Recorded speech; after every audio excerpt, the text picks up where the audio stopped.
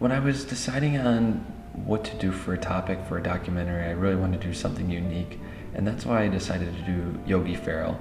He's an IU basketball player, and he is an IU legend according to many fans and analysis, and that he had a very successful career, but it was very unique. His freshman year and his senior year were both huge successes, but his sophomore and junior year were both very unsuccessful, both on the court and off the court, with many issues going on throughout the program when he should be a leader both on and off the court. So that's where I really wanted to do Yogi Ferrell, because it's hard to see another athlete that, either professional or in college, that had as much success his first year and his last year in really any sport.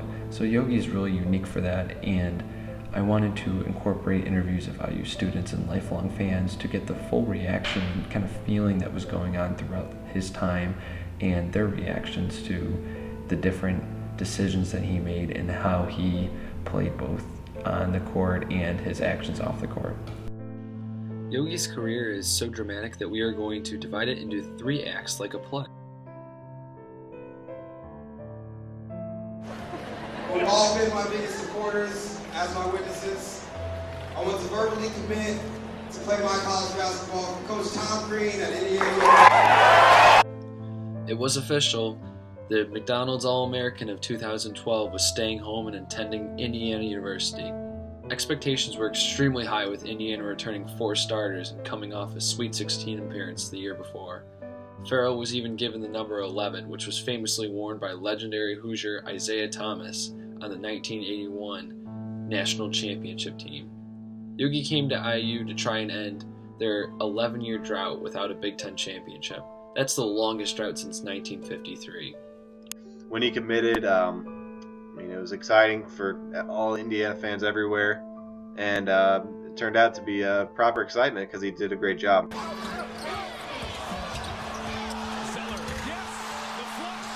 During Yogi's freshman year, he averaged 7.6 points, 2.8 rebounds, and 4 assists per game. The Hoosiers were number 1 in the AP poll for most of the season, and more importantly, to a Big Ten title. My feelings on Yogi's freshman year. I want to use this word, and it gets thrown around a lot, but he was solid. That's what you would want from your freshman. He was solid.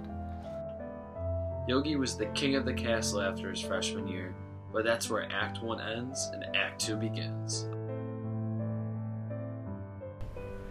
The thing that kind of started the tumble for Indiana and Yogi Ferrell was a combination of a number of things. A number of guys left for the NBA after Yogi's freshman year, and when they were replacing the players, the culture changed, and it showed both on and off the court. On the court, the players weren't playing as well, the group wasn't as cohesive, and it was showing in the game result. And off the court, there was a number of incidents with underage drinking and with drunk driving with a number of different players, and it just was a spiral going downhill and was very tough to stop for Tom Crean. At that time, it seemed to be one thing after another. Yogi and Stan getting in trouble for shaking keys, Emmett hitting a teammate, Emmett getting in trouble with a bottle of alcohol. After that, it really seemed that there was no leadership, and that's what you would expect from Yogi. The very simple cutoff point between Act 2 and Act 3 is Yogi's decision to come back. He had options to go to the NBA or play professionally somewhere else, and he definitely could have taken that route after struggling for 2 years and really not having any team success.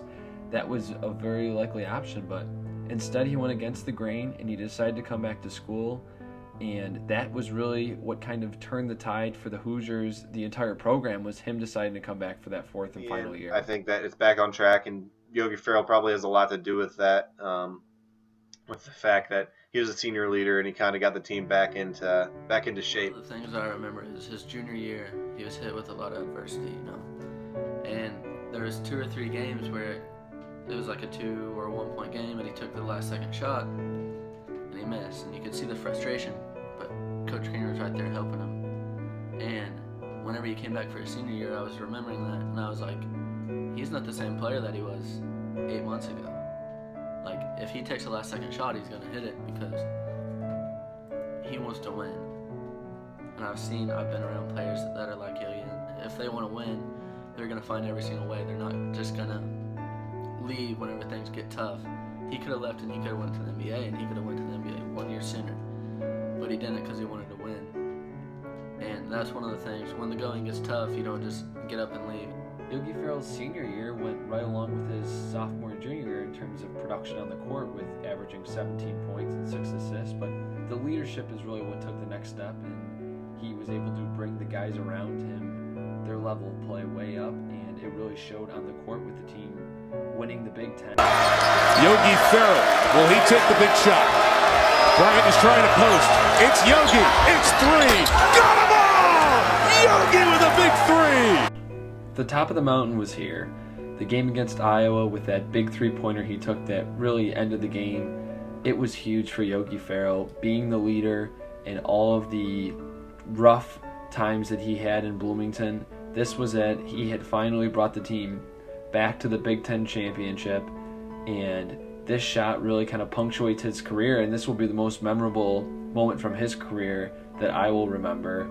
After taking all the last shots during his sophomore and junior year, he was never able to get kind of a signature moment to his career and his resume, but this shot, his senior year, kind of punctuates everything and puts everything into perspective for him, for his teammates, and for the whole program. Now, when I look at a guy like Yogi Ferrell, his whole career, I mean, there's not too many 4-year guys that do as much as he did. And I really think that he gave his all to IU in a way that others really haven't. And I think that's something that he'll always be remembered for, sticking it out. There were some tough times. It wasn't always easy, but he worked hard, and he had a great career here at IU, and I think he'll be remembered well for it. I think fans and everyone will look back at Yogi's career and remember the records that he broke and the 2 Big Ten championships that he brought Indiana, but I think generally the 2 years in between the Big Ten championships will be generally forgotten in terms of the team's success and failures, and I think that he will be remembered for exactly what he accomplished, but those 2 years in the downturn will be likely forgotten. He will always be beloved in Bloomington, Indiana, and he will always be one of the top players to ever wear the candy stripes and play in Assembly Hall, and that is something that very few people can say, and it is really something special that Yogi Ferrell did during his career at Indiana, and we are forever grateful for all the hard work he put in and everything he did for the program. He will do for his next team what he has done for Indiana if he continues to understand that he's got a lot of gifts, and the greatest gift that he's got is the ability to share it with other people. And that is exactly why he's a champion. That is exactly why he's leaving with the accolades. I don't know how the voting is going to turn out, but I tell you what, I've done this a lot of years. I wouldn't trade him for anyone in the country. Not anyone. Kevin Yogi Ferrell.